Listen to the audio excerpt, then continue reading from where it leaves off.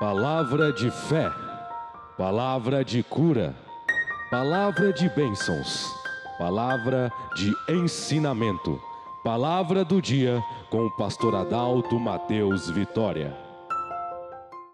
Queridos, vamos mais aqui.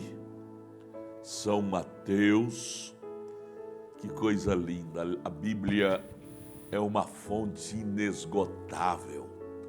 Quanto mais você lê, flui mais coisas maravilhosas atrás dessas letras, hein? Quanto mais você lê a Bíblia, mais verdade você encontra dentro da Bíblia. Já visto que Jesus se identificou que a Bíblia é Ele disse, eu. São João 14, verso 6, não é? Eu sou o caminho, a verdade e a vida. Portanto, a Bíblia não é um livro morto, é um livro de vida, porque a Bíblia é Deus, é a palavra de Deus, né? Então aqui São Mateus 16, a partir do verso 16 a seguir, Jesus interrogou aquele povão que lhe seguia sobre o que eles achavam dele. Cada um teve seu palpite. Agora aqui no verso 16 de São Mateus 16, ele vira para os 12 discípulos que estavam mais perto dele, que lhe acompanhavam mais de perto, e disse, e vocês, que dizem que eu sou? Aí Simão Pedro, que era aquele crente corajoso, sabe? Corajoso, você não pode ser um crente medroso. Você tem que ser um crente corajoso, ainda que erre, mas tentando acertar. Pedro errou demais, mas todas as vezes foi tentando acertar. Viu? Deus gosta de ver em você ação. Crente que não tem ação não vai ter realização, não é? Então Pedro, respondendo, disse, tu és o Cristo. Minha conclusão sobre ti, a conclusão da minha alma sobre ti é esta, que tu és o Cristo, o Filho do Deus vivo. Aquilo agradou a Jesus, ouvir aquela palavra de Pedro sobre quem ele era. Queridos, você tem que saber disto. Quando você crê da maneira correta em Deus, agrada a Deus. Agrada Deus ouvir de nós coisas que não chocam com a sua palavra. Deus fica feliz, regozijante, alegre em ouvir de nós decisões corretas acerca dele, viu? E isto, para termos esse tipo de decisão correta acerca dele, precisamos ser iluminados, ter um espírito iluminado, uma alma iluminada, uma visão espiritual iluminada. E essa iluminação não pode ser artificial, de teologia, de estudo humano. Sabe, você tem que ler a letra da Bíblia, mas você tem que entrar no espírito que está por detrás da letra. Jesus chega a dizer que a letra mata, se nós ficar só com ela, vamos morrer de ego, que a letra nos deixa muito egocêntrico. Eu sei melhor do que o outro, eu conheço melhor, minha faculdade, eu tenho mais faculdade do que o outro, tem mais diploma do que o outro. Isso é letra, isso é letra. A letra nos envaidece e ela nos mata. Jesus disse, a letra mata, mata de vaidade, mata de egoísmo, mata de promoção pessoal, isso mata. Mas tem que ter ela, é básico. Mas ele diz, porém, o Espírito vivifica, o Espírito da letra, o Espírito de Cristo, que está por detrás da letra, é o que vivifica a letra, ou seja, esclarece a letra, traz o clarão, promove a luz, para você saber o que a letra quer dizer. sabe? Para você ler a Bíblia e saber o que cada letra da Bíblia está falando, o primeiro passo é entrar no Espírito de Cristo. É o Espírito de Cristo que te iluminará para saber o que cada letra da Bíblia está expressando veridicamente, não supostamente.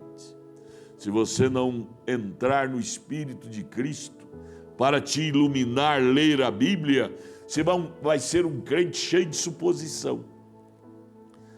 Seus argumentos vão ser baseados na suposição do A, do B, que você ouviu ali, ouviu acolá.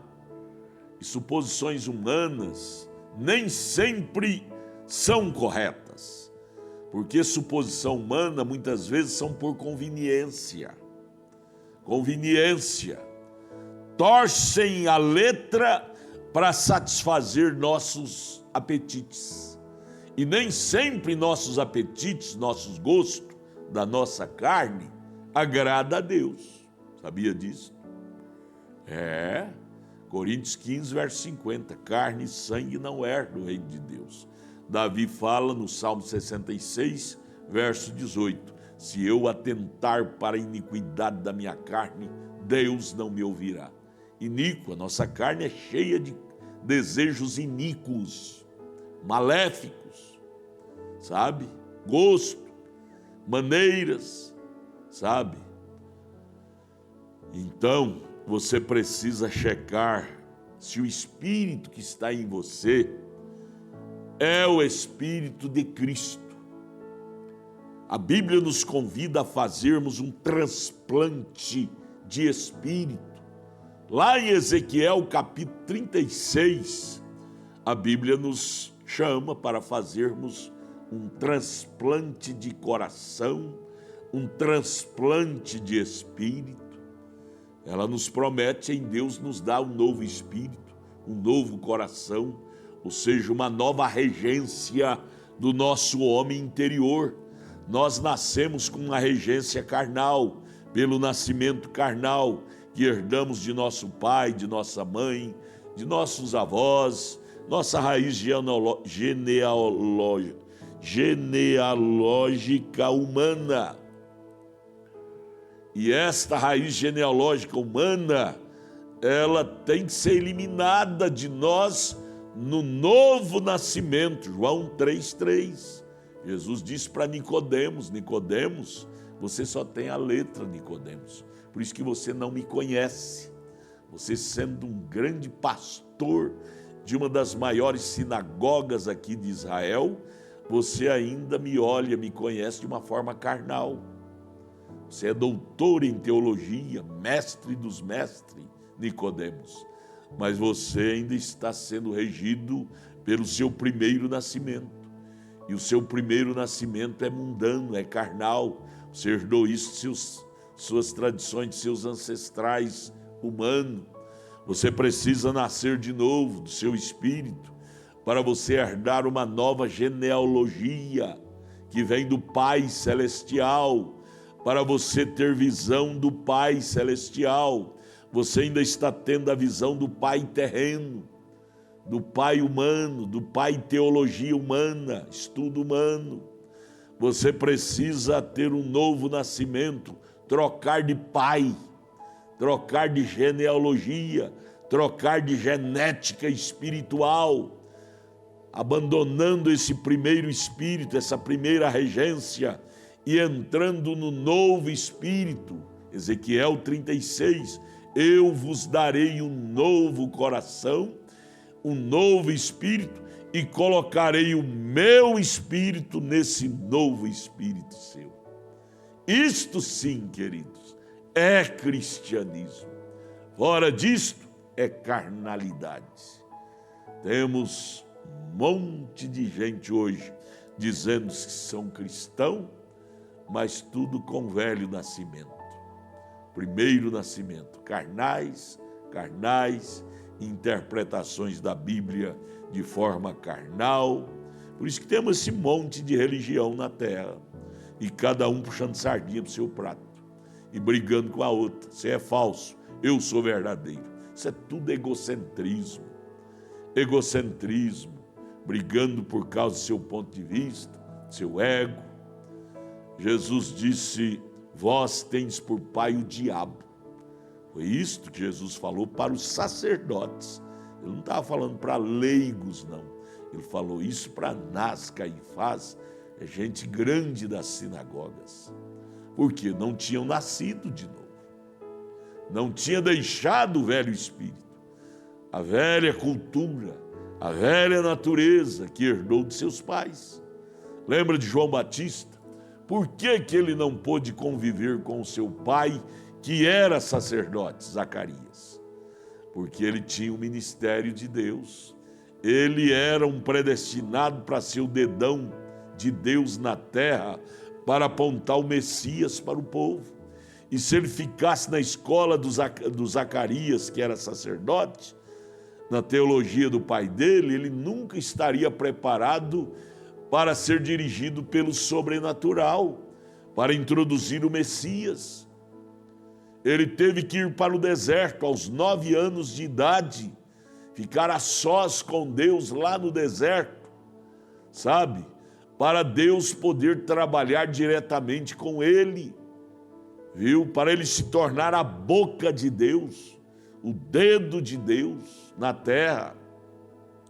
Se você for verificar na história dos homens de Deus da Bíblia, eles nunca vieram dessas misturas religiosas dos grandes sacerdotes do dia.